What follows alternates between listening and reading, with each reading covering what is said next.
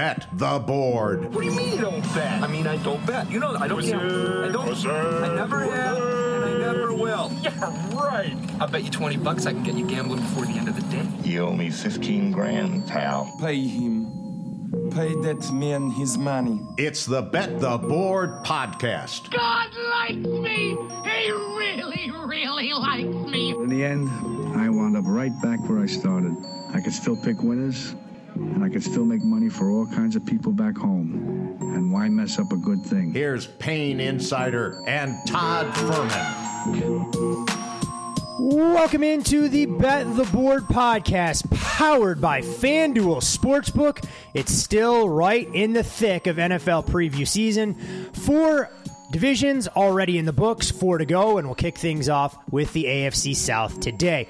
I'm your host, Todd Furman, joined as always by my esteemed colleague and co-host, the one, the only Payne Insider. But before we get into the next quartet of teams, I want to remind all of you, our loyal Bet the Board listeners out there, go to FanDuel.com, use the promo code BetTheBoard, take advantage of your no-sweat bet, up to $1,000. FanDuel has you covered this football season. So many great promotions to get you into the game, whether you're betting the NFL, Major League Baseball, or anything else FanDuel has on its betting menu. FanDuel is the place you need to be this fall. And Payne, there are oftentimes a lot of divisions that get you excited, whether it's parity, whether it's star power, or a variety of things. But when you're talking about the pecking order in the AFC, the way it looks from top to bottom, I'm not going to lie, this division, a lot more questions, and we'll see if we have a couple teams on the ascent, because I'm not sure we have that star power like we've discussed in some of the other divisions thus far. You're probably correct, but I think always, when you dive into these teams, you end up going down wormholes and trying to figure out if they can improve certain areas. These are the kinds of teams where, let's exclude the Colts from the conversation, maybe even the Titans, but the 2 teams at the bottom of the perceived pecking order are interesting in that maybe this isn't the year we see huge growth in the win-loss column.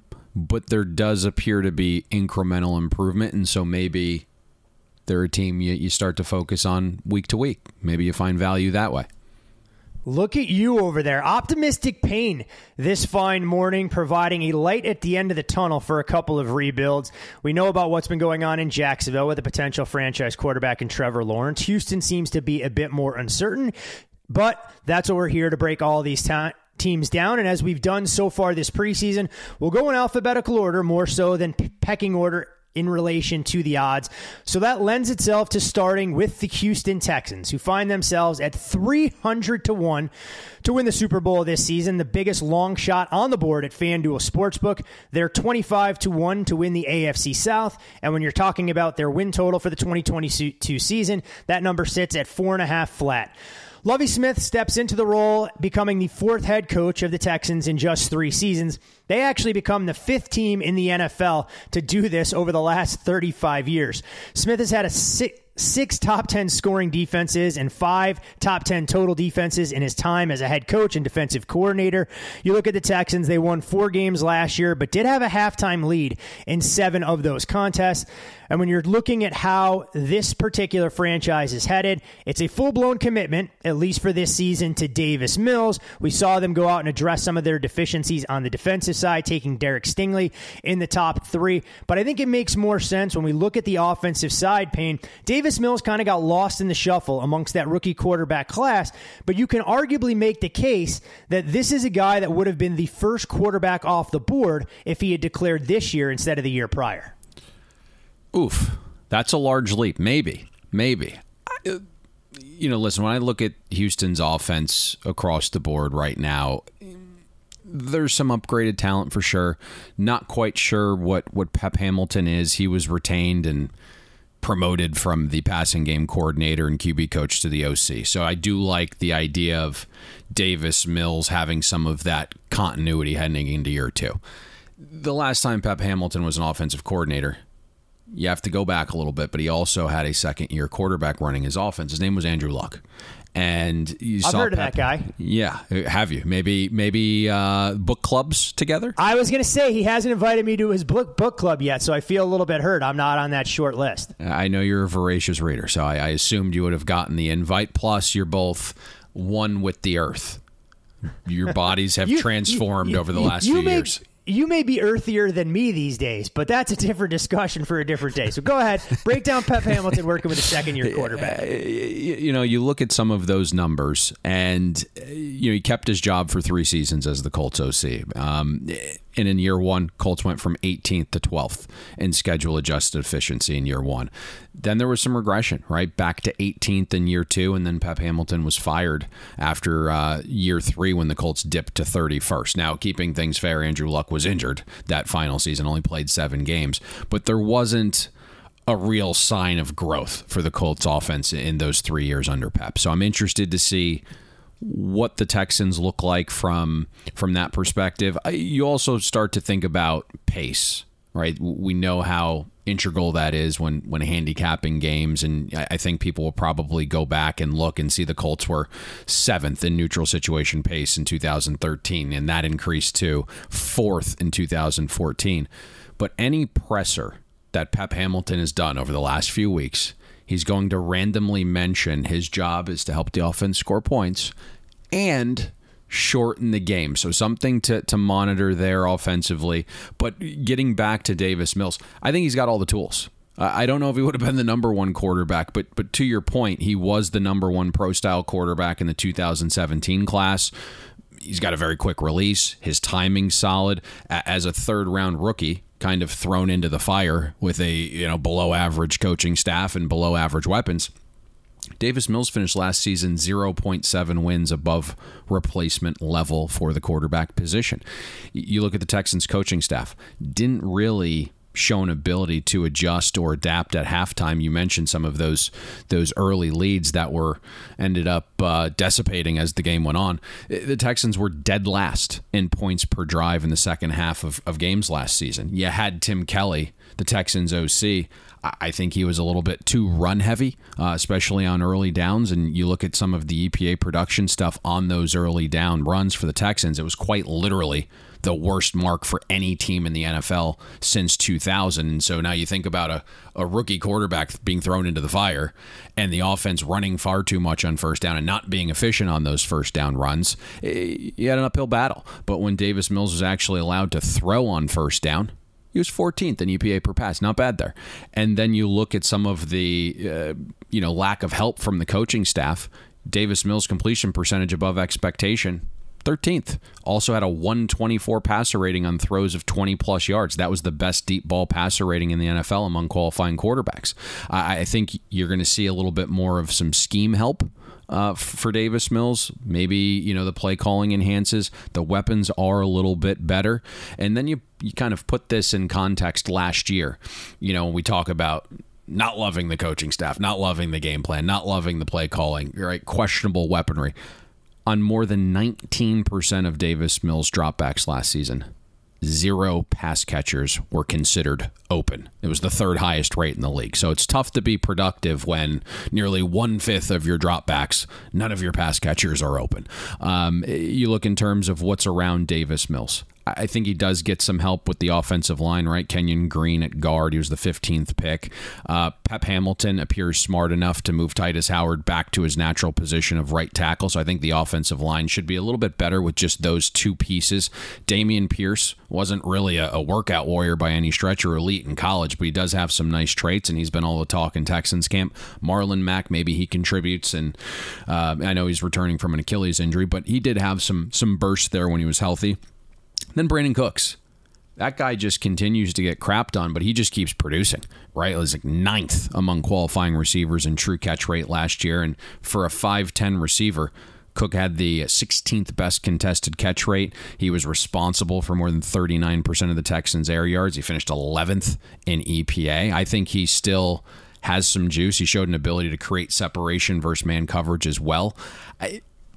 Obviously, I think, they Texans were dealt a little bit of a blow there with the John Mechie news, and it looks like he's going to be out for the season as he battles leukemia. Hopefully he overcomes that. But you look at Nico Collins, Brevin Jordan, those were 2 young guys that can potentially make the leap and become some real contributors here. If you look at the snaps combined between those 2 guys, 548 in total, both graded out very well, all things considered. Can they increase that rate of production as the snaps increase. That'll be something to monitor. But you look at Nico Collins, he's had a fantastic camp so far. Brevin Jordan only had 28 targets last season, but he had a 124 passer rating when targeted. That was third best among tight ends. Other thing to consider here, Todd. Texans faced a fringe top 5 schedule of defenses last year.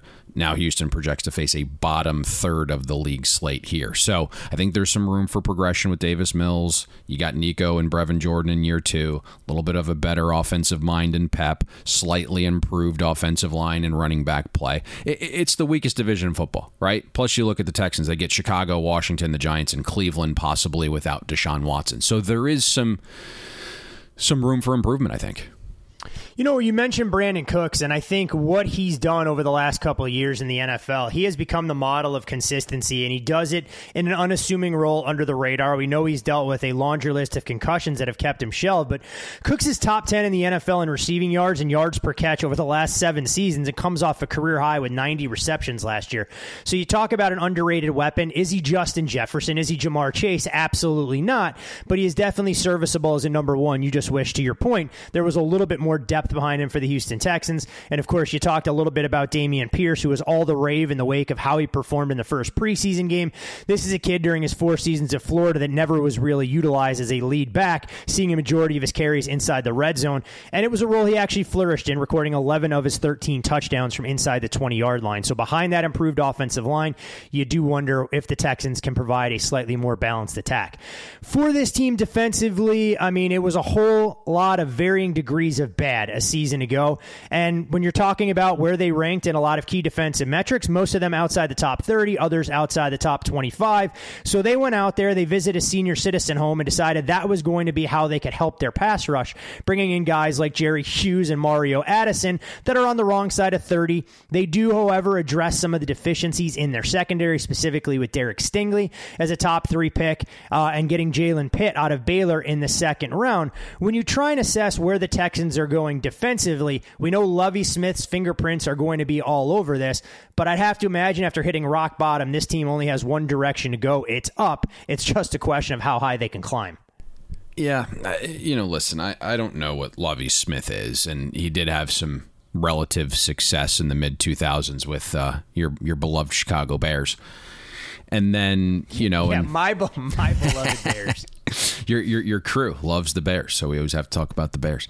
That they do. They're the ones that want to send Justin Fields right to Canton, despite having a rocky rookie season. Then you kind of look at Lovie Smith in 14 and 15, and he went 8-24 with the Buccaneers. Was fired after 2 seasons, and then the following year he transitioned to the college game where he went 17-39 over 5 years. I think it's impossible to be worse than David Culley, but this doesn't really feel like a long-term hire for the Houston Texans. And to this point, Lovie really hasn't shown an ability to morph his style to today's games, right? Like immediately last year, he went to a 4-3 base when taking over the Texans' DC job. And now Lovie claims he's going to be a little bit more adaptable this season defensively. Let's see, right? Like the Tampa 2 defense was successful in the mid-2000s. It just doesn't work well in today's pass-happy environment. Now, again, Lovie claims he's added some nuances, but last season the Texans didn't play a single defensive snap of dime. Dime is with 6 players in the secondary on the field, so it really wasn't conducive to what teams are doing offensively. The talent Lovie worked with obviously wasn't great last year, sugarcoating that, and you kind of depicted that at the top, but at no point pre or post bye did we see any improvement from the Texans defense. They're 27th in EPA per play allowed the first 9 games, 27th in EPA per play allowed the final 8 games post bye. The schedule of offenses was very similar on average in offensive efficiency during both those sectors. Lovie just played this conservative style where his defense sits back in zone, and then they didn't get after the quarterback. Houston had the 3rd lowest blitz rate in the league, and on 81% of snaps, Lovie only rushed 4 or less guys. So it's really this weird dynamic where it's like, we're not going to send pressure, and we're going to sit back in zone coverage and just get picked apart. The Texans were also 31st in early down defense. And then some of the little things that are important when trying to improve a bad defense, that didn't exist either, right? You're kind of looking at some of these like basics and fundamentals where you can see incremental progress. Houston graded out the second worst team in tackling efficiency, bottom 5 in missed tackles. Situationally, when opposing offenses got inside the Texans' red zone, Houston was a matador, dead last, 32nd in red zone defensive efficiency. So I don't really love Lovie Smith here. You know, there's some minor positives that hopefully take the Texans defense from the basement to just bat. You know, you look at Houston, they project to play a bottom 10 schedule of offenses, so that could help. There is, you know, a tiny infusion of talent in production, and you look at all signs pointing to both rookies starting right away, Derek Stingley and Jalen Petrie. Let's see how Stingley operates, right? He was primarily a man cover corner in college. Now Lovie wants Stingley to play a little bit more zone. And if you look at Stingley's production, it did drop off a cliff after his freshman year. But, I mean, that 2019 campaign was historic. Stingley graded out the very best corner, had the most valuable season ever by a non-quarterback in terms of wins above replacement. Only 37% of targets were caught. And then, you know, Stingley had 21 combined pass breakups and interceptions in 2019. He hasn't been that guy since, and the only reason he was drafted here is because after the injuries, no one really knew if all the traits were there, right? The speed, the cutting ability. And then he went to the combine and absolutely crushed it and kind of relieved people, and that's how he ends up getting picked third.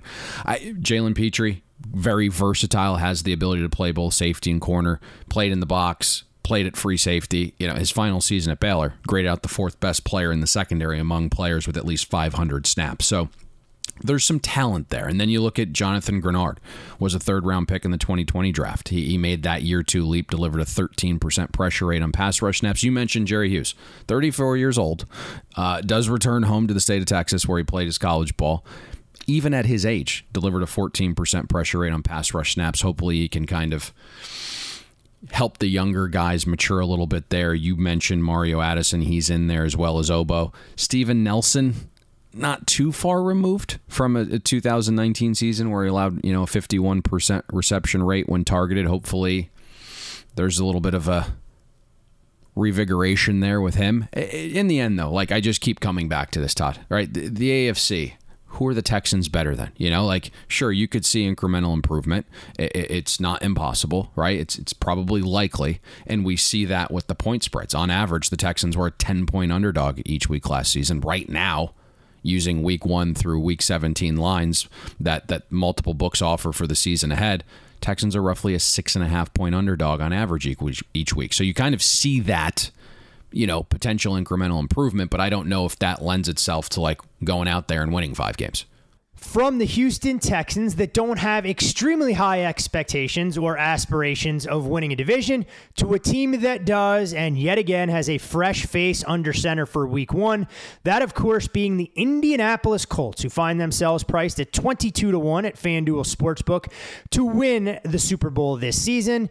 When you're looking at their odds to win the AFC South, they're a $1.25 favorite, and that's a number that's been on the move this offseason. And as far as the win total is concerned, the Colts sit at 9.5, but you do have to lay a robust $1.60 to go over their expectations. And when you look at Indianapolis in a nutshell in 2021, in my opinion, it can only be defined as a massive disappointment when you lose the regular season finale as a double-digit favorite to a division rival, the 6th straight loss for the Indianapolis Colts in Jacksonville, a contest where things went off the rails early, 6-17 on 3rd and 4th downs. It absolutely doomed them with their lowest point total of the season, and of course led to the Colts packing the bags of Carson Wentz and shipping him off to the nation's capital.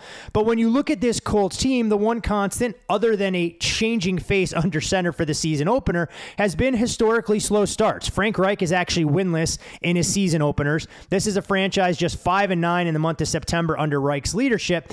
And when you look at the Indianapolis Colts, even before Reich got here, they had lost 8 straight season openers.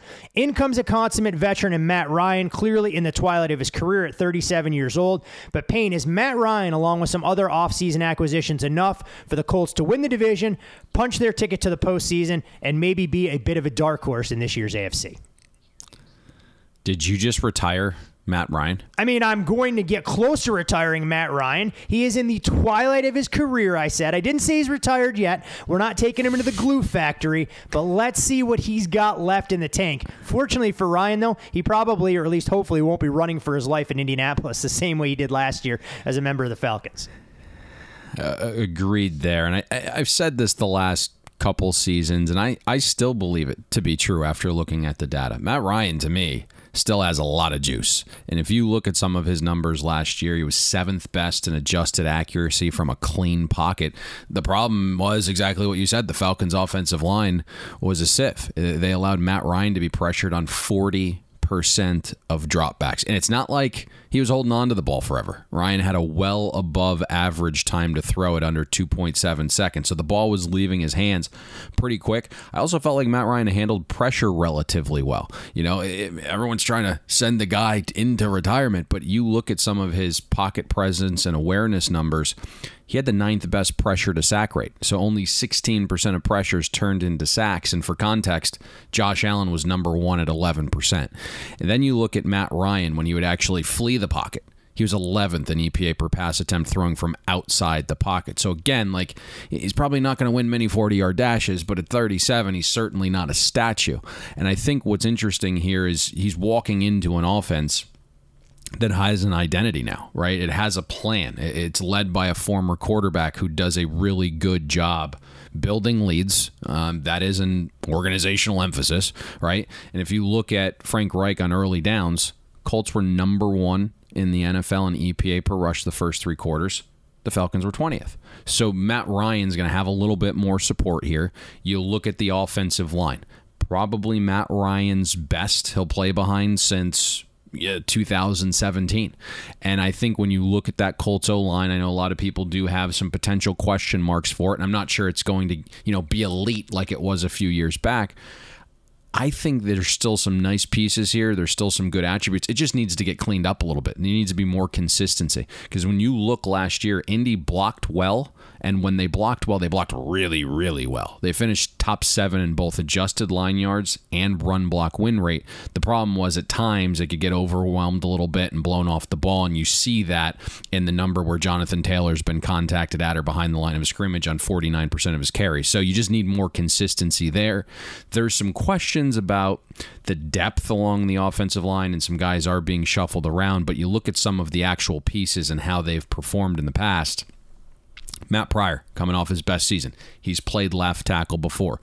Braden Smith proved to be a really fine right tackle, graded out 11th of 54 qualifying tackles last year. And then you have Pinter, who's now playing guard after being a very dominant run-blocking center, and I think that bodes well now that he has less responsibility. And then you have Quentin Nelson and Ryan Kelly, and we know Kelly dealt with a couple off-field tragedies last year, so when you look at the numbers, no surprise it was his worst season on the field. I would expect a bounce back there, and I think barring injury, the Colts still have a top 10 offensive line.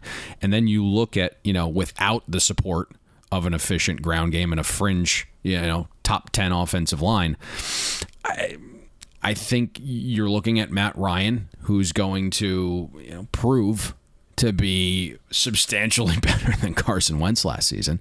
I think you talked about some of the accuracy things, and then you look at him pushing the ball down the field at a little bit better of a rate on passes of 10 or more yards. So basically the intermediate and deep passes combined. Matt Ryan was 3rd in accuracy. Who were his receivers last year in Atlanta? I thought that was exceptional. Wentz was 31st in that category. Then you kind of strip down the benefit of throwing with play action, since we know that's a little bit of a cheat code for quarterbacks, and look at only passes without that enhancement of play action. Matt Ryan was 7th in accuracy. Wentz 32nd. And Matt Ryan was also more accurate than Wentz when using play action as well. The receiver group here is interesting. I was told this past summer that, there would be a Julio Matt Ryan reunion. The Colts didn't press as hard as Tampa did. And, once Mike Evans and Gage went down with some tweaks, and knowing Godwin was coming back from ACL, tear there, Tampa kind of put the full court press on Julio and landed him. I don't think there's going to be a ton of moves made, but potentially you could see, a reunion with T.Y. Hilton. You could see a play for Will Fuller. I think they're still kind of figuring out what this receiver room looks like. But I envision Michael Pittman having a little bit of a coming out party this year. You look at last season, Michael Pittman was top 5 in both total route wins and route win rate, which means when he runs a route, he was getting open. And so I think when you have a more cerebral quarterback and a more accurate quarterback like Matt Ryan, you should be able to find Pittman a little bit more when he's winning all those routes.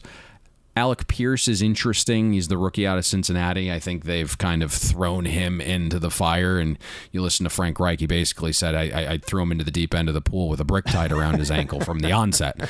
And, it was an interesting visual for sure, reading that particular quote from Frank Reich. That's for damn sure. Yeah, he said he wanted to expedite his growth. So basically, Frank Reich has had Stephon Gilmore shadow Alec Pierce every day in training camp. And aside from a few drops, Pierce has showed pretty well. And, sometimes we all do it. We judge a book by its cover. But, Pierce is 6'3", 215 pounds. And he runs 4.4 with a 41-inch vertical.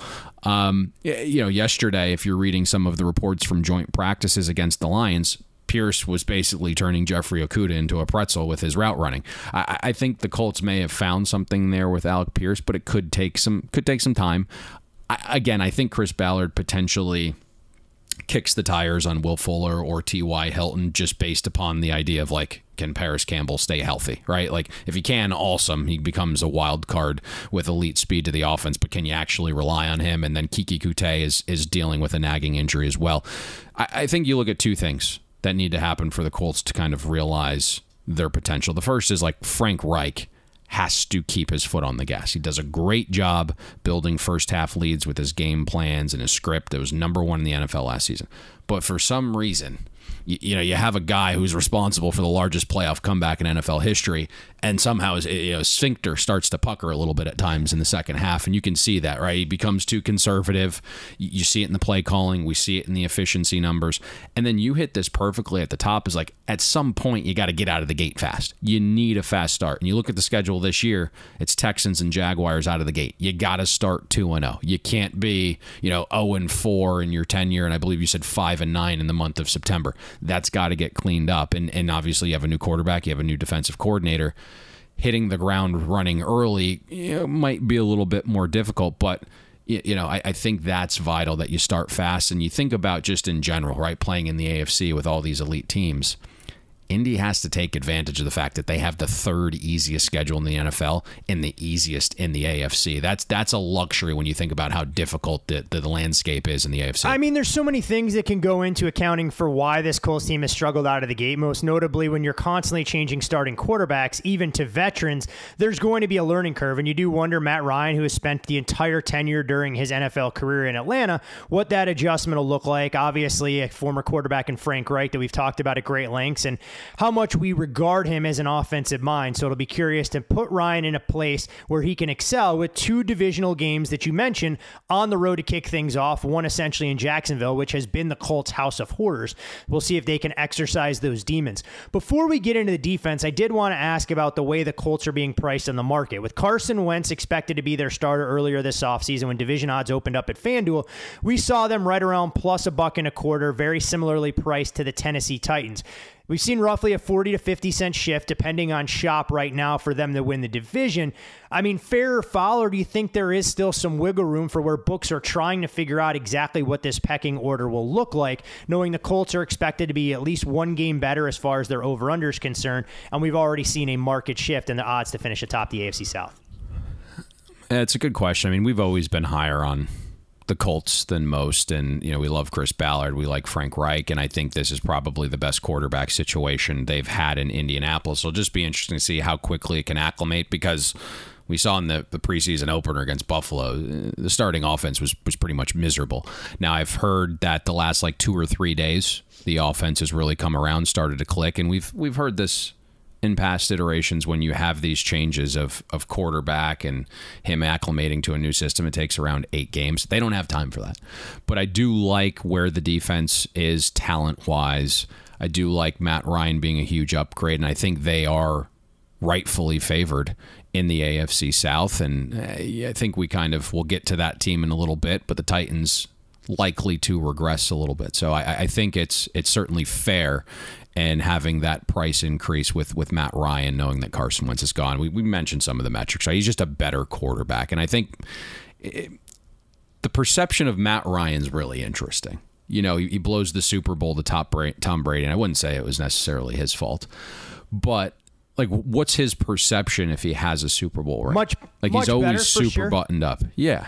Yeah, I mean, he's super buttoned up. He's a very good quarterback, and I I still think he's a top 10 quarterback, and I'm just really intrigued to see what it looks like with a better scheme, a better system, right? A better ground game, a better offensive line. Like, everything's going to adjust upwards around him, and that's kind of why you pinpoint and start the offense with Matt Ryan, because we know, like, to me, and we're going a little long-winded and off the rails here, but when I start to break these teams down at the beginning of a new season, the first thing I'm looking for is passing offense, because we know that correlates to wins at the highest rate in the league. We know that. It's tried and true. So what does that quarterback situation look like? And suddenly when you can parse out the good elements from last year's Atlanta team, right, when he's kept clean, seventh best quarterback in the league in accuracy. Well, now all of a sudden we can envision him being kept clean a little bit more, and he's got the supporting ground game. So these are things that I think are pointing upwards to Matt Ryan. He's clearly in shape. I don't know if he's going to play to the age of Tom Brady, but I think he's got multiple good seasons left. I mean, I'll simplify it even further. The Colts now have an adult in the room, and it's something they didn't have last year with poor decision-making from Carson Wentz. We saw that they were a play or two away from going on the road 2 years ago with Phillip Rivers and upsetting the Buffalo Bills. That's the Colts team that I expect to see here, one albeit without an offensive line that's as talented, but one with Jonathan Taylor emerging as a true number one back, Michael Pittman's maturity showing that you referenced, and the defensive group that brings in a defensive coordinator in Gus Bradley that's familiar with some of the players that they have in their system. You look at what Indy added this offseason, bringing in Yannick Ngakoue from the Raiders. Stephon Gilmore, not the elite lockdown corner that he was at one point, but still plenty of gas left in the tank. Brandon Faison and another veteran in Rodney McLeod. You don't lose a whole heck of a lot. This was a Colts defense that forced 33 turnovers last year. Only the Cowboys forced more. Shaq Leonard, the artist formerly known as Darius Leonard, forced 8 of those fumbles, led the NFL in that department. As a team, they were plus 14 in turnover margin, but there are a lot of difference makers for this group on the defensive line with Ngakoue and DeForest Buckner, in the linebacking core, and defensive backs that I don't think get enough credit, specifically Kenny Moore. So there are reasons to be excited, not just about what Matt Ryan brings offensively, but what this team can do as a complete unit, especially on the defensive side. It's really an interesting defense, and I've had trouble with it, right? Because Matt Eberflus and Alan Williams are gone. And then you bring in Gus Bradley and some of his cover 3 concepts, and we've been kind of critical of some of those over the years. Now that you don't have the Legion of Boom just operating that system, it's very difficult to find 3 high-level guys in the secondary. And I think there's big shoes to fill here. You mentioned the takeaways. That's probably not going to be repeatable. And then you look at the Colts the last 2 years, they finished 7th and 8th in schedule-adjusted efficiency. Really, the defense was there to make a run. It just needed the offense to be a little bit better, so you're hoping for no regression from this unit. Now, give Gus Bradley some credit, right? He took over the Raiders' defense last year, and in one season, they went from miserable to basically average, 28th to 17th in defensive adjusted efficiency. So he's not a bad defensive mind, and I think the positive is, like you mentioned, Gus has some talent to work with here. DeForest Buckner's an elite pressure guy from the interior. He pairs really nicely with Grover Stewart, who's a damn solid run stuffer, so those two play well off of each other. You trade for Yannick Ngakoue, who was in Gus Bradley's system last season, finished with an 11% pressure rate on pass rush snaps, and then you pair Ngakoue with your first-round pick and Kwity Paye, who had a pretty impressive rookie season when you look at the entire landscape, did have a 10% pressure rate on pass rush snaps. You hope that pressure rate increases a little bit, and there's a year 2 leap in the cards for him. But I think that's important when you look at the design of this defense, because natural pressure is vital. Gus Bradley does not blitz. And if you look in his last couple stops, 16% of snaps over his 4-year stint as the Chargers defensive coordinator were blitzes. That was the lowest rate in the league. Again, last year with the Raiders, Gus only blitzed on 11% of defensive snaps. Lowest rate in the league, 5% below the second least blitz-happy team. So that front 4 is going to have to generate natural pressure. You mentioned Darius Leonard. I guess he's going with the middle name now, Shaquille. Yep. That's interesting. Darius Shaquille. I mean, it's going to confuse the hell out of people, especially the first time they watch the Colts this season.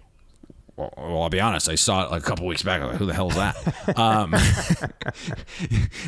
So, yeah, I mean, Darius, Shaquille, he's been a stalwart in the middle of the Colts defense. You have a running mate in Bobby Okereke, who also apparently changed the pronunciation of his last name. Yes, he wanted to go to a more traditional African pronunciation last year, because I think all of us were calling him Okereke. So, to your point, it is now Okereke.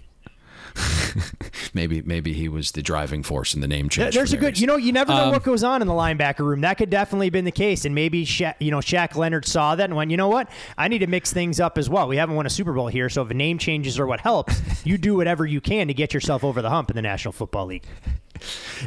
When you look at Okereke, I think he needs to be a little bit more consistent. He did have a fantastic rookie season. Maybe he gets back to that level because it just so happens to be a contract year. And then you do have the secondary. To me, there's a boomer bust element here. I think people, again, know my thoughts about a cover 3 defense. It's much easier to run when you got 3 Hall of Famers back there. Now, Gus Bradley's claimed that he's worked on morphing it a bit over the years to be more adaptable to lesser players. He hasn't said lesser players, but that's kind of what he's hinted at. Kahari Willis retiring in an unexpected manner is a blow at the safety position. Now you have a rookie, Nick Cross, who's going to try to fill that void. Julian Blackmon's in year 3, tore his ACL in Utah's bowl game in 2020, and then last October during practice tore his Achilles. So I know he's ahead of schedule, but what does the production look like after 2 serious lower body injuries inside of 10 months? Kenny Moore is coming off his worst season in coverage, but he is a top shelf slot guy. If his worst season's finishing 26th in adjusted yards allowed per coverage snap among qualifying corners, that's not bad, but let's see if he can get back to being elite. Stephon Gilmore, you mentioned, one of the league's best corners for multiple years. He turns 32 in a month, and he's only started 14 games the last 2 seasons. In the 300 snaps he did play last season, it would appear he still has some juice, but there is a boom or bust element with him as well.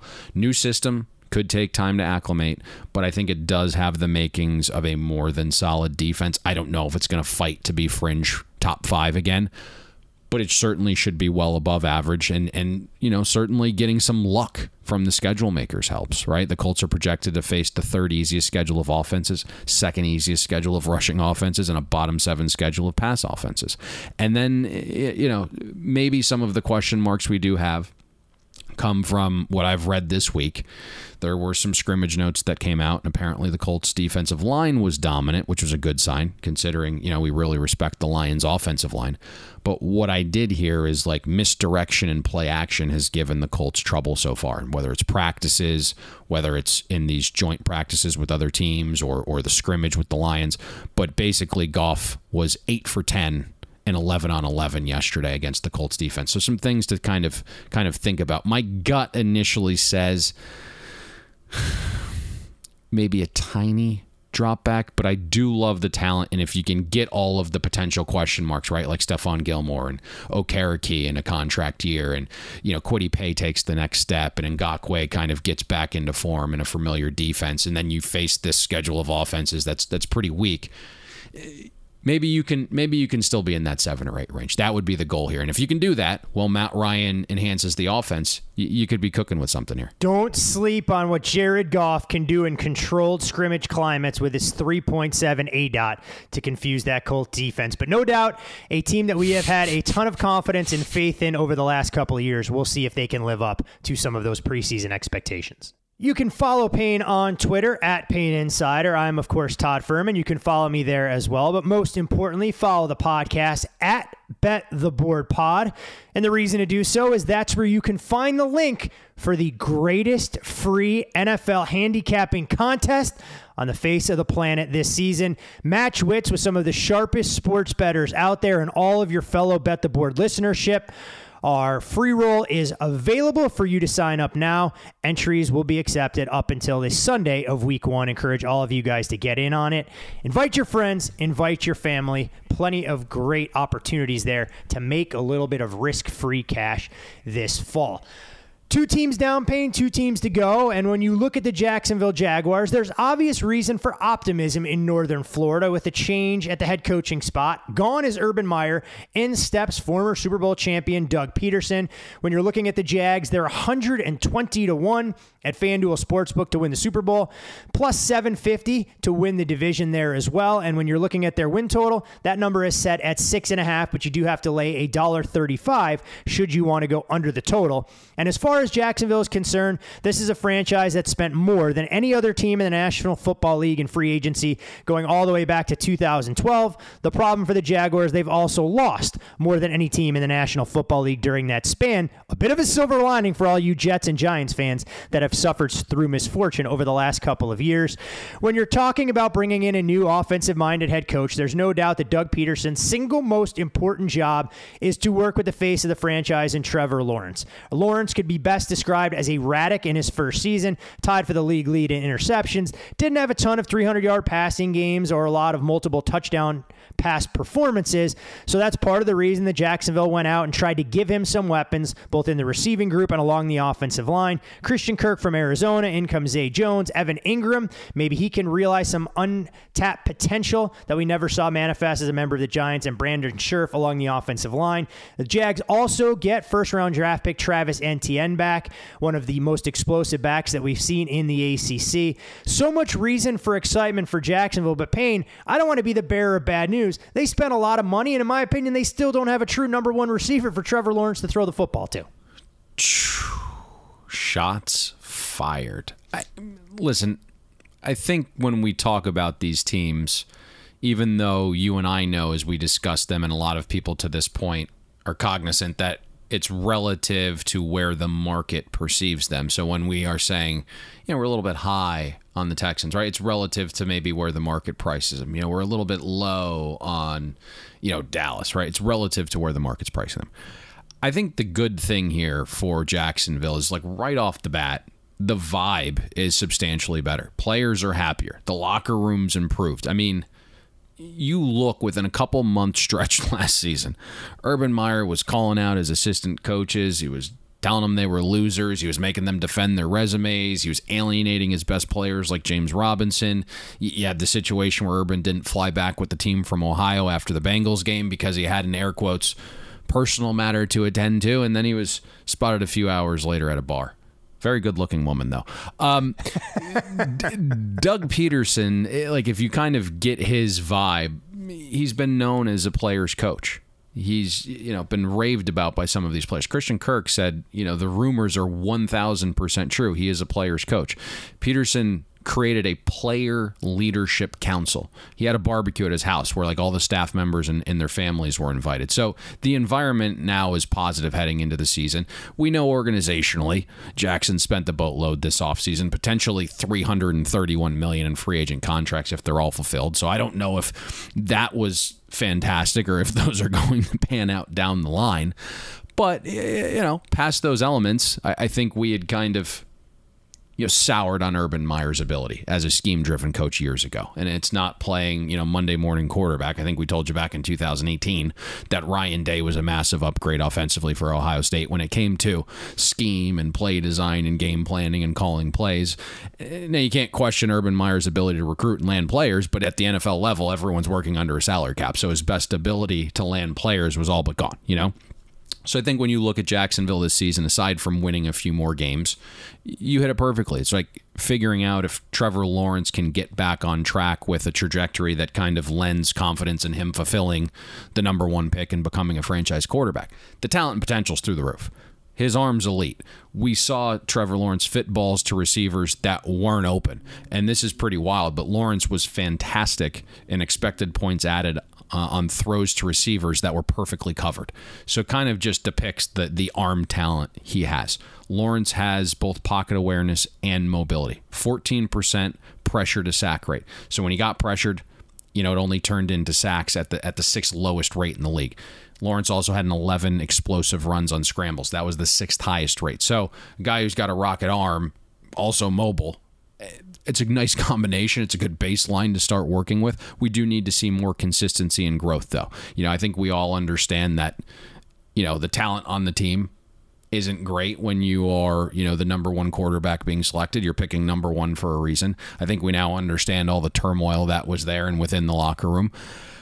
But you also had Trevor Lawrence kind of grow up this offseason. There was a couple pressers where he just said, hey, I'm going to be honest. There was, I need to improve. My decision-making wasn't great. Situational football wasn't great. He came out and said all of those things. And, it was evident in the numbers, from a decision-making and consistency standpoint and maybe like a forcing throw standpoint. Lawrence was 27th in uncatchable pass rate on throws beyond the line of scrimmage. So those are kind of things that need to be cleaned up a little bit. The accuracy, right? 24th in accuracy over expectation. Situationally, Lawrence graded out bottom 5 in the red zone efficiency among qualifying quarterbacks. So all of the areas that he knows he needs to improve on were evident. He understood it. He was self-aware, and I think he probably improved some of those things. There's certainly optimism, I think, right? Like, you look at Lawrence last year, what was the best game he played? It was week 18. Right, completion percentage was 4.5% over expectation against the Colts. Those poor Colts. Colts. You kind of look at, once he got his feet wet the first month, from week 4 onwards, Lawrence was top 10 in big throw rate and top 10 in turnover-worthy play rate. So you could kind of see the growth and maturation along the way, even though the situation wasn't great. The other real positive here for Trevor Lawrence is, potential growth in year 2. He goes from facing a schedule of defenses that was the 3rd toughest as a rookie to the 2nd easiest in year 2. The Jaguars' offensive line, I think, has improved a little bit, and it was already an offensive line that was average in pressure rate allowed in under 2.5 seconds. You go out and you add Brandon Scherf, one of the very best guards. Walker Little in year 2. I think he's going to show some signs there. And then again, like the schedule of defenses in terms of pass rush, 2nd easiest. So there's a high probability Trevor Lawrence is operating from more clean pockets this year. Christian Kirk, I do like. I love his upside. He does. Do you like him as a true number 1? And that's the question I have more than anything else there. Or do you don't think that's necessarily going to be his responsibility in this offense? When you look at where he's best operating, it's in the slot. So, like, by that notion, right, the idea of like lining up outside and, beating guys in man press coverage and winning contested catches and just being like an all-world number 1, no, there's very few of those guys. But I think he's an elite slot receiver. We kind of know that's the most difficult position for corners to defend because there's more space to defend. And so when you kind of just look at his numbers across the board and you maybe just kind of put them in context of like throw all the receivers in a bucket and then see how they come out, doesn't matter where they line up, Christian Kirk finished 2nd in catch rate over expectation, 10th in EPA, 8th in defensive adjusted value over average receivers. So in that context, again, I don't know if he's worth $72 million, but he's certainly an upgrade when we talk about Trevor Lawrence's receiving options this season. You mentioned Travis Etienne being back after missing his entire rookie season. That's a nice security blanket to dump the ball off to if things are covered outside. Listen, like I don't necessarily love the amount Jacksonville spent on some of the players this season, and that could be a hindrance long term, but the talent and coaching around Trevor Lawrence is clearly upgraded. Hey, and I think Jacksonville needs small victories. I mean, this is a franchise that hasn't realized a ton of success. It's wild to think about them being a handful of plays away from getting to a Super Bowl, but that's really been the only blip on the radar as far as something that was relevant in terms of where they were in the AFC pecking order. But it wasn't just the offense, Payne, obviously, where they spent money. Mike Caldwell's defense has some fresh faces there as well, and I'm going to butcher a ton of names so everyone can laugh along with me on all of these. When you're talking about bringing in a player in Foyasa Lukin, Darius Williams, who wasn't at his best last year as a member of the Rams, Foley Fadokasi, and then they, of course, draft Trayvon Walker with the number 1 overall pick. We can get to that in a moment. And Devin Lloyd to a position of strength, but this has been a Jacksonville defense that has always wanted to spend a lot of money and bring in a lot of fresh faces in the linebacking group. Miles Jack on to greener pastures as a member of the Pittsburgh Steelers, but for all the criticism about this Jacksonville offense and some of its struggles last year, the defense didn't do anything to help their cause. 32nd in takeaways, 32nd in forcing 3 and outs, tied for 27th in sacks, and they've accumulated just 50 sacks over the last 2 years. It's actually the 2nd worst mark in the league, and 31st in completion percentage allowed. What do you see this Jacksonville defense doing potentially better this year and the strides they can take to not completely suck and hopefully just be below average? So I like the hiring of Mike Caldwell. He's from the Todd Bowles coaching tree. We've talked ad nauseum about how Todd Bowles is a fantastic number 2 if he just focuses on defense. Mike Caldwell spent nearly a decade under Bowles. He's also spent time with Jim Johnson and John Harbaugh. So when you look at this coming into the year, the expectation is the Jaguars are going to run a 3-4 base, which allows them to be pretty multiple. Joe Cullen ran a 3-4 for Jacksonville last season. So the scheme, the ideas, and the player types should all transition fairly well. Caldwell said in the introductory presser, if you're attacking on defense, you're going to make the offense adjust to what you're doing. I believe as a defensive coach, you have to affect the quarterback. If you look at the Buccaneers defense the last 3 seasons, 1st, 5th, and 2nd in blitz rate. I would expect something similar for Jacksonville this season with heat being sent from all levels and multiple coverages being played behind it. That's kind of what I envision. Now, the other thing you have going here for potential improvement is we know defense takes energy, effort, passion, caring about it. And when players hate the head coach, they're probably not giving 100% for that guy. So you could just see an uptick defensively simply because Jacksonville cares, right? They like the new coaches. The schedule of projected offenses the Jaguars face, bottom 8 in the league as well. So that's nice. Now, Jacksonville did face a below-average schedule of offenses last season and still finished 31st in defensive efficiency and 31st in defensive pass efficiency. So there is like a long way to go here. But your point is, right, can you just kind of get to bad or below average this season? That would be a nice jump. All the parts aren't perfect defensively, but I think Jacksonville believes they've brought in more proven talent and production. We'll see. You look at some of the guys they signed. 3 years for $45 million at a linebacker for Foye. He's regressed each of his last 4 seasons. He started as a slightly above average linebacker, and after more than 1,100 snaps last season for the Falcons, he graded out 43rd among 58 qualifying linebackers with at least 600 snaps. Devin Lloyd hopefully has a seamless transition from Utah to Jacksonville, where I think he's arguably was the best linebacker in college football last year. But if you've read the reports, he's been battling a hamstring injury most of camp. So he hasn't been out there working on his game, and you could see maybe a little tail off early in the season in his game. But fortunately, I think yesterday he was spotted with some pads on. So it'd be nice to have Devin Lloyd there to start the season. You mentioned Foley. I'm not even going to pronounce his last name. He was another free agent signing. He's a 2-down space eater. Right now, he's fantastic in doing that. He finished top 4 back-to-back seasons in run-stop win rate, but what's he going to give you on 3rd down? It's a lot of money to spend for a 2-down guy. Jacksonville was already an above-average defense and rush efficiency, so I think in that mindset, right, like Foley should pair pretty nicely with guys like Devon Hamilton and Robertson Harris and Dwayne Smoot, and you kind of fortify the run defense a little bit. You hinted at Travon Walker. Listen, he's going to be interesting. Hopefully he lines up a little. Boomer bust. Yes.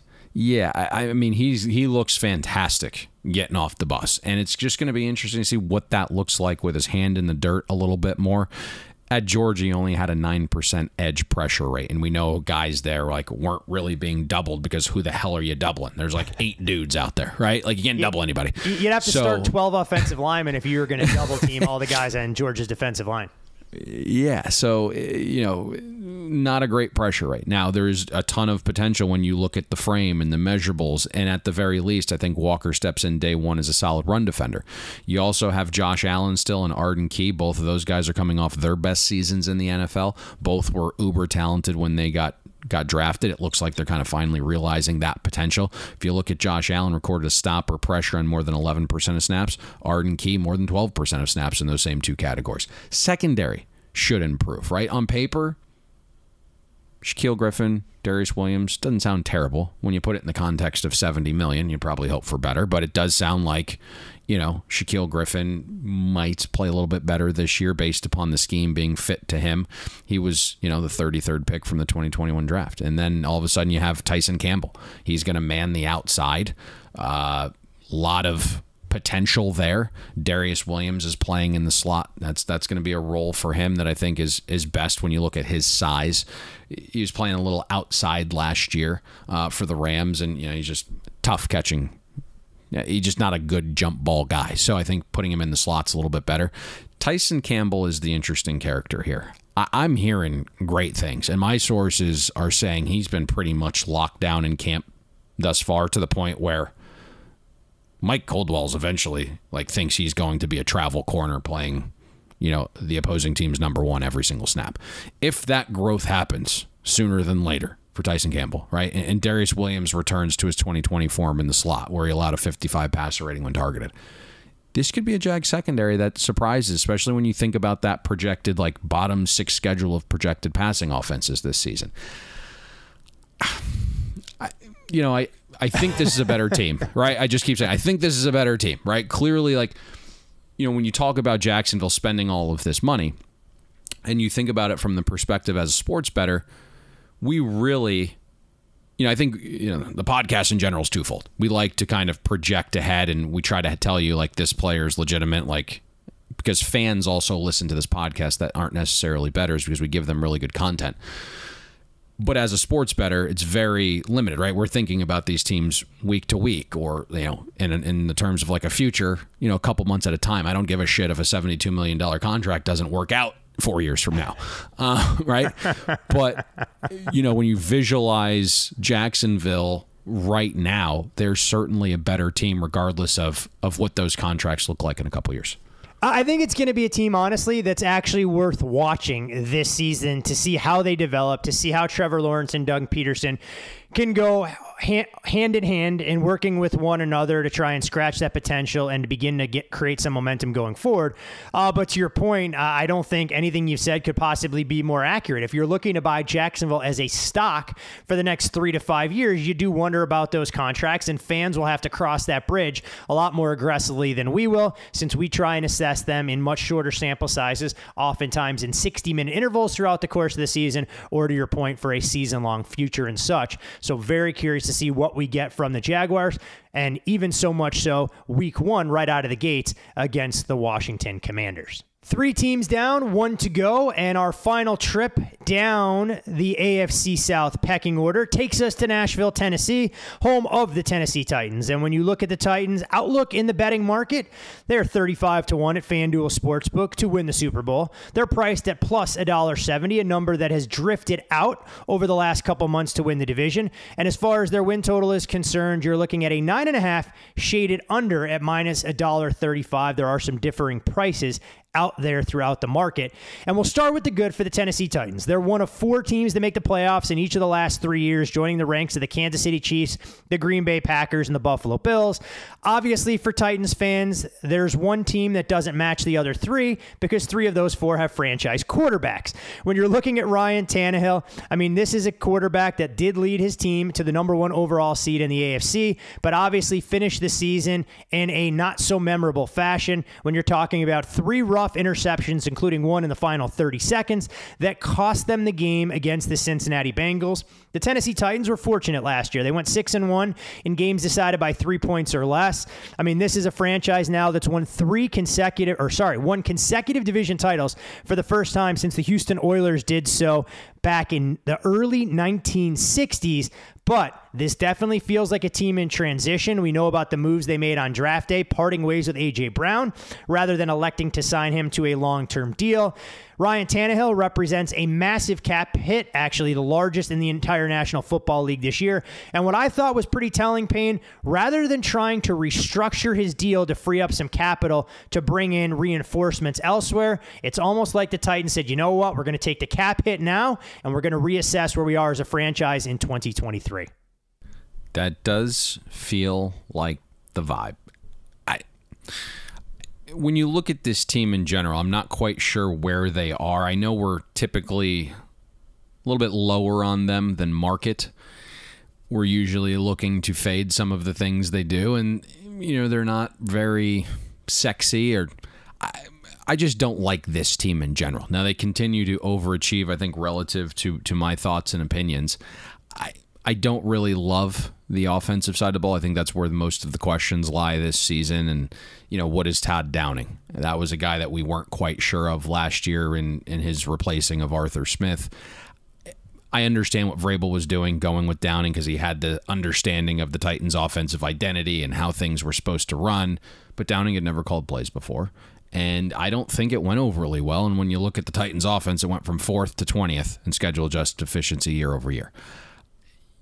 I want to give Downing a little bit of a lifeline, right? Like, he did face the 6th toughest schedule of defenses. The injury bug, bit in a major way. Only 11% of the regular season snaps had Derrick Henry, A.J. Brown, and Julio Jones on the field at the same time. Taylor Lewan also, I think, missed 4 games. So that's not really what you're envisioning in your first year as an offensive coordinator, getting that opportunity that, like, all your studs are not on the field simultaneously.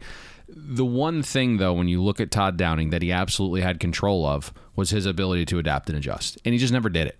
And it's fine that the Titans want to be this run-dominant team and bully you in the trenches. But when you're 30th in early down rushing success rate, and you're 26th in EPA per carry and 26th in yards per carry on early downs, you do have to, like, slightly change some things up, especially knowing how effective play action is on early downs.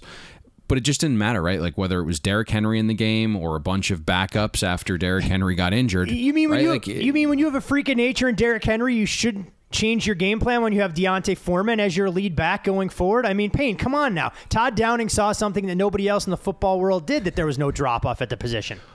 Yeah, well, they're actually, oddly, and this will probably piss some Titans fans off. Oh, I like if you where look this at is the going metrics. already. Yes. If you look at the metrics, Derrick Henry's explosiveness dwindled last season, and when you look at the early down runs with Derrick Henry versus Devontae Foreman, you could have, if you didn't know their names and you just kind of put them up on a blank resume, they were identical. So it was weird from that perspective that, like, Downing just didn't adapt at any point. Just throw a little bit more in early downs, use the play action. Everyone's thinking run.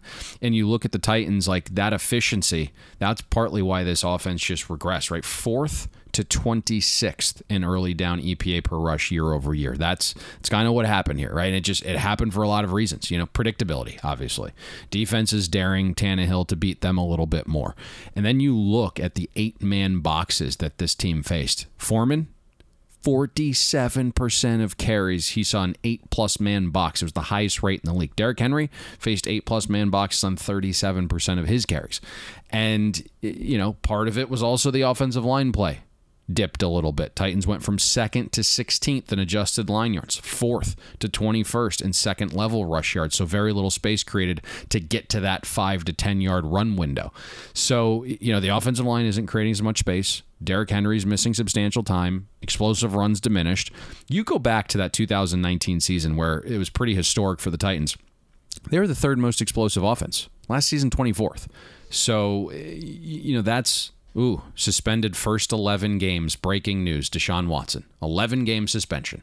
That just hit me as we are recording this right now. Interesting. You figured it was a matter of time. I wasn't sure what the number was going to look like. Was there a monetary fine attached to it as well? I didn't see that, but it's just what popped up on my screen right now in my little alert section. So it doesn't have the full detail. It just kind of says, boom, 11-game suspension. So we all cashed our bets on the over 6 games that we told you was an absolute certainty when we broke down the AFC North division. 11 games. That's interesting. Feels like the right number, right? They weren't going to take 12. Roger wanted 12. You kind of come in at 11. My guess is the fine's what? Got to be somewhere in the $5 million range. I was going to say somewhere in that 5 to 10. I had seen 8 floated around before, but I mean, at that point, when you're making 240, I mean, it probably becomes a rounding error in the Deshaun Watson fortune. That is correct. Boy, did he look a little rusty there in that opening game. Where were we? We were talking about the Titans' offensive line. And the lack of the explosive plays and everything else. We've seen them kind of fall off a little bit. Yeah, so you kind of look at that diminishing explosiveness, and part of it's also Ryan Tannehill's play fell off a little bit. Where he was really effective was in play action, and it doesn't seem like a massive amount, but from that 2019 season compared to last year, play action passes dipped about 2% in totality. The efficiency declined as the run game wasn't garnering as much respect. And then the receiving core was constantly injured. So, Tannehill went from a 141 passer rating, best in the league in 2019 with play action, to a 96 passer rating last year, 25th among qualifying quarterbacks. And so, you look at some of the receiver injuries we talked about, but some of it was also Todd Downing changing the route trees, it would seem, right? The other thing that came crashing down, in terms of the explosiveness, was you look at Ryan Tannehill's depth of target. that started to diminish as well. In 2019, Ryan Tannehill had the third highest intended air yards per pass, dipped to 25th last season. So the offense was predictable. It was inefficient on early downs and not aggressive through the air when it did elect to pass. Now you look at the injuries.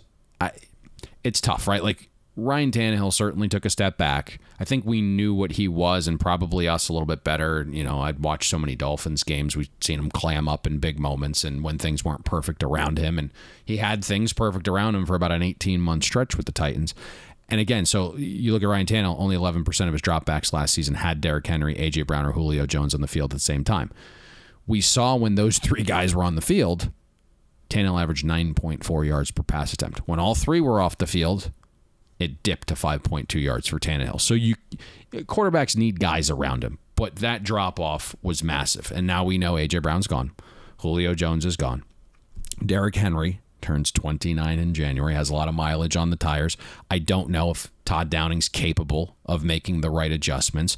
I'm also not in love with the offensive line. You kind of look at some of the sites that project, right, both PFF and then the pass block, run block projections that ESPN has. Titans are 27th best heading into the season.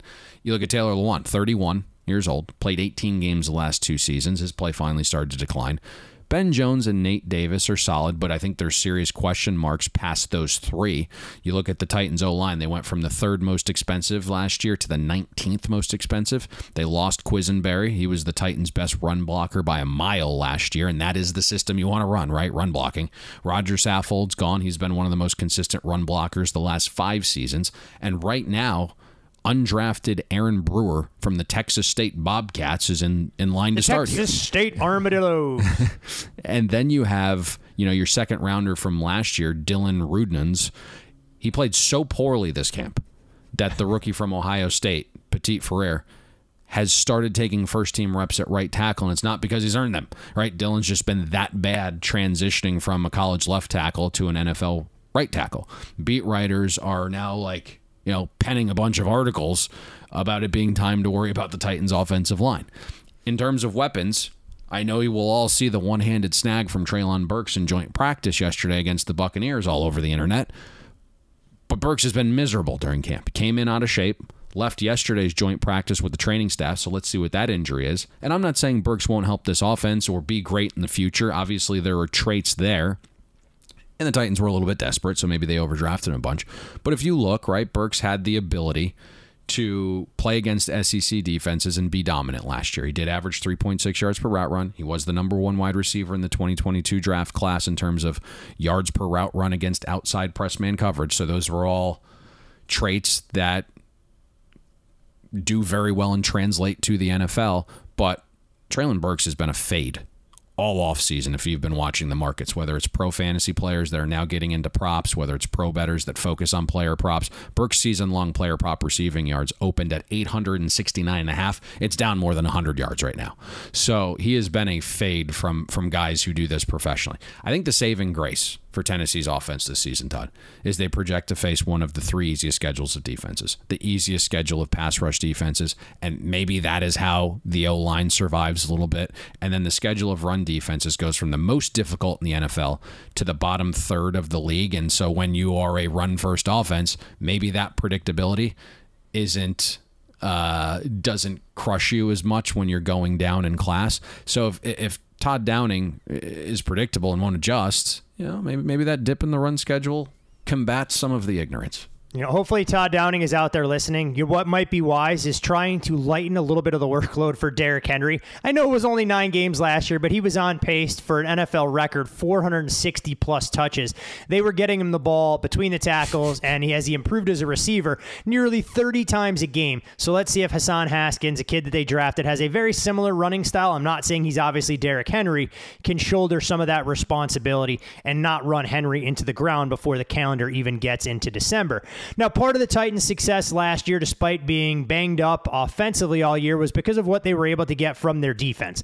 2021 group exceeded major expectations after the 2020 edition was an absolute mess. They were 29th in defensive efficiency in 2020, 9th in 2021, 30th in pass D in 2020, 7th in 2021, dead last in pass rush in 2020. That number got inside the top 10 in 2021. Now, that, of course, does come with a caveat. When you look at the schedule of opposing offenses the Titans faced a year ago, Payne, it was far from what would be defined as murderer's row. No, you're spot on, right? We saw that increase we have it from 12th, from 29th to 12th in defensive adjusted efficiency year over year. My guess is Mike Vrabel heard us call him out. And metrically, it was Vrabel's best defense as the Titans head coach, and it came at a great time with the offense regressing. And I think, the Titans defense will have to make a leap into the top 10 this season to have a shot at making the playoffs again. And, schematically, the Titans do things we like. Talent-wise, there's a handful of dudes up front that can play better as well. The secondary is really young, but I think it's, from what I am hearing, playing quite well towards the latter part of camp. You look at the defense up front. You have Jeffrey Simmons, you have Harold Landry, you have Bud Dupree. 3 big-name players, 3 top 41 picks. Landry and Dupree both signed $80+ million deals. They're probably not worth that. Jeffrey Simmons is looking to get paid. But you look at those numbers, right, with those 3 guys. Somehow, a defensive line led by that trio finished 25th in pressure rate, 21st in pass rush win rate, and 28th in pressure rate on non-blitz defensive snaps. You would hope those pressure metrics improve, and if they do, that's how you see a defense make an overall leap because pressure is vital. Now, I know people go back to the playoff game and just see Joe Burrow getting sacked a quadrillion times and think that those guys brought elite pressure, but that wasn't the case throughout the course of the season. I think the other thing here is, Bud Dupree only played 36% of snaps. Hopefully he's healthier. But those guys need to start earning their pay, and it's not going to be easy, right? The Titans face the toughest schedule of pass-blocking offensive lines this season, so it's something to think about if that pressure metric can be enhanced a little bit. The middle of the defense with Zach Cunningham and David Long form a pretty solid duo there at linebacker. They do have trouble in coverage. Some of that gets masked with Vrabel playing either nickel or dime on 76% of snaps. So the Titans basically have 5 or 6 defensive backs on the field at the same time, which is the type of defense that survives in the current age of the NFL. That allows Cunningham and Long to be, thumpers and get some pressure on the quarterback and, not put them in as many covered situations where they're not very good. The Titans secondary, though, really intriguing to me. That is where a lot of resources have been allocated. Kevin Byard, right, signed a massive deal that he's lived up to. One of the best safeties in the league for years. Graded out the very best last year. Amani Hooker had his best season last year. So really nice safety tandem there. And the thing about those two is they have an ability to be multiple, which helps Vrabel disguise coverages and assignments pre-snap. Both those safeties, right, Byard and Hooker, they can play in the box. They can cover the slot. They can play deep. Very nice luxury to have when you want to be a defense that's disguises your coverages. Then you have Christian Fulton, you have Roger McCreary, you have Caleb Farley. Those are 3 young corners with a ton of talent and upside. All 3 have been drafted in the first 2 rounds since 2020. You throw in, 3rd-round slot corner, Elijah Molden, who was a rookie last year, and I think you can kind of envision this group growing together over the next couple of years. Fulton made a monster leap last year, only allowed 50% of targets to be caught, finished 20th out of 93 qualifiers in among cornerbacks and adjusted yards allowed per coverage snap. Molden was literally thrown into the fire defending the slot, and I think all things considered played pretty well. Fairley only played 60 snaps as he works his way back from injury, but all the hype this camp has been around the rookie Roger McCreary and how well he's played. The other thing to think about here is the Titans defense has a real chance to become a top 10 unit if the defensive line plays to the contracts. The corners grow up if that happens, and then the schedule of offenses is an above average one. So I think, when you look at this entire defensive team in the right context, they're going to have to earn everything. Right? When you look at the schedule, when you look at some of the things that we think should improve, but how they match up, they need to get to be a top 10 unit because I do see maybe another little bit of regression offensively. You think about Tannehill playing in what's probably a contract year and how he's fared when the stakes are the highest. It hasn't been great. Where are the weapons? Robert Woods is interesting to me in terms of the market, right? Like, he's now being priced probably a little too low in terms of his receiving yards. But, like, who's accompanying him? We know he's probably a very good slot receiver working his way back from injury. He's had a long time to come back from that. But, like, I don't know the offensive identity. Don't love the tight end room. So it's like the defense has to play to another level, even better than it did last year, for these guys to not take a step back. Yeah, and you mentioned what the defensive line was able to do in that playoff game. This isn't going to sit well with Titans fans whatsoever. The Titans became the second team since the 1966 Bills to accumulate 9 sacks in a playoff game and still come up on the short end of the stick. You also talked about Caleb Farley. This was a kid that was extremely talented when he came out of Virginia Tech, but there were a lot of questions about durability, and I wonder what his workload is able to be at this level. I know on draft day, both you and I were stunned. He came off the board as early as he did. We'll see if the Titans can get the most out of him. But fortunately for them, they do have the luxury of having some depth at that position. And yes, it was not exactly the most financially lucrative outcome with him coming off the board where he did. We had word there that back injury was serious and he was going to drop like a rock, and it just took one desperate team that needed a corner. If he got past the Titans, a lot of guys in the know thought he was dipping into round 2 just because of that back injury. Well, there's a chance maybe, given what we saw in his debut campaign, the Titans should have consulted you about some of his durability and his availability. As we know, that's the number one attribute for all NFL talent. 4 more teams broken down as extensively as we know how to do around these parts from the AFC South. Tell your friends, tell your family, encourage them to download and subscribe to the Bet the Board podcast. You, of course, can follow Payne on Twitter at Payne Insider. I'm Todd Furman. You can follow me there. Most importantly, follow the podcast at Bet the Board Pod. All of the contest details available right at your fingertips to sign up for the football free roll this fall and compete against all of your fellow Bet the Board listeners. However, Payne, there is still one order of business left to finish before we bid everyone a fond farewell, and that, of course, is trying to identify where, who, or how we may have an investable opportunity with this division or elsewhere. Let's head to the player prop market. Let's go with Trevor Lawrence under 14.5 interceptions. We've been trying to come up with unique and creative ways to get a piece of our idea that Jacksonville improves, but we're doing it without having to win a ton of games in a loaded AFC. This is the way, one of the ways for us, right? Talked about it in depth in the Jacksonville preview earlier in the show. It's time-stamped if you want to go back, but basically the overarching sentiment here is better scheme, better game plan, better play calling with Doug Peterson versus Urban Meyer. Year 2 in the league for Trevor Lawrence. His offensive line gets upgraded with Brandon Scherf, who's an elite guard.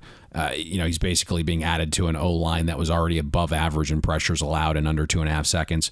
Trevor Lawrence goes from facing a schedule of defenses that was the 3rd toughest as a rookie to the 2nd easiest this season. And again, regardless of what we think about the spend, it's clear Trevor Lawrence has more pass catchers this year. That unit's upgraded, whether it's Kirk, Zay Jones, Marvin Jones, Chenault's still there. You have a trusty weapon in Travis Etienne who you can dump it off to if underneath if some things are not there deep down the field. So Trevor Lawrence under 14.5 interceptions this season. FanDuel.com. Use the promo code BetTheBoard. Take advantage of your no-sweat bet. Player props, win totals, preseason NFL Week 1. FanDuel has you covered. And Payne, I am seeing the news you mentioned about Deshaun Watson. It looks like a $5 million fine. And it's something that even I can't explain, the Week 1 number at a lot of shops coming off the board between Cleveland and Carolina, as if they actually believe that Deshaun Watson was going to be out there in the wake of Carolina announcing Baker Mayfield as the starting quarterback. But we'll just chalk that up in the column of things I won't understand. If you haven't listened to all of the other 4 preview podcasts or the Power 5 college football podcasts that are widely available on the Bet the Board podcast website, Apple Podcasts, you name it, you can find them all. They're all time-stamped for your convenience. We know they can be long endeavors, but they'll be extremely profitable with football right around the corner. And more importantly, with a Trevor Lawrence under 14.5 interception ticket in hand, we'll see you at the window. Thanks for listening to Bet the Board. You can catch Todd and Payne every Monday, Wednesday, and Thursday during football season, breaking down the biggest NFL and college football games. And to make sure you don't miss any free best bets, subscribe to Bet the Board on iTunes, Google Play, Spotify, or wherever you listen to podcasts.